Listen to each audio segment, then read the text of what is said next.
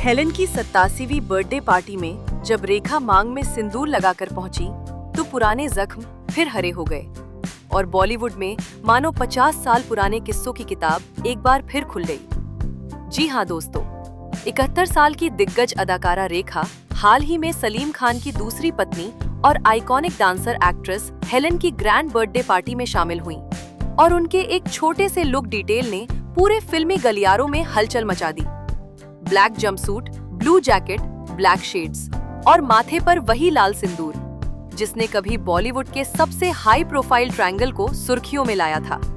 Party में paparazzi के साथ मस्ती करती, कैमरा उठाकर खुद तस्वीरें क्लिक करती रेखा का यह वीडियो सोशल मीडिया पर आग की तरह वायरल हो गया। लेकिन सबसे ज्यादा चर्चा जिस बात की हुई वह थी रेखा सिंदूर क्यों लगाती हैं।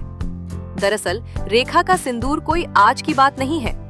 उनकी लाइफ में यह कहानी शुरू हुई थी 1980 में ऋषि कपूर और नीतू कपूर की शादी से, जहां वह पहली बार मांग में सिंदूर लगाकर पहुंची। वो भी उस दौर में जब अमिताभ बच्चन के साथ उनके रिश्तों की चर्चा हर अखबार की सुर्खी थी।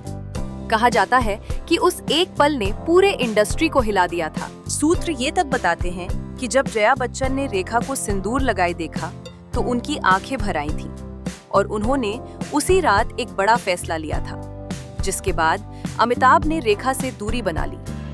ये घटना आज भी बॉलीवुड के सबसे चौंकाने वाले पलों में गिनी जाती है। अब 50 साल बाद हेलेन की पार्टी में जब रेखा फिर उसी अंदाज में दिखी तो लोग एक बार फिर सवालों की बौछार करने लगे।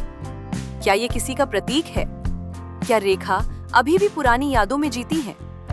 लेकिन रेखा ने खुद एक इंटरव्यू में साफ किया है कि सिंदूर उनके लिए शादी का प्रतीक नहीं बल्कि उनके होम टाउन का फैशन और सांस्कृतिक परंपरा है। उनका कहना है कि वो पहली बार सिंदूर लगाकर सिर्फ इसलिए पहुंची थीं क्योंकि वो सीधे सेट से शादी में गई थीं और बदलने का समय नहीं था, और उसके बाद ये उनका पर्सनल स्टाइल बन गया। हेलेन की पार्टी में रेखा को देखते ही लोगों ने कमेंट किया, रेखा कभी पुरानी नहीं होती, वो रहस्य और गरिमा की परिभाषा है।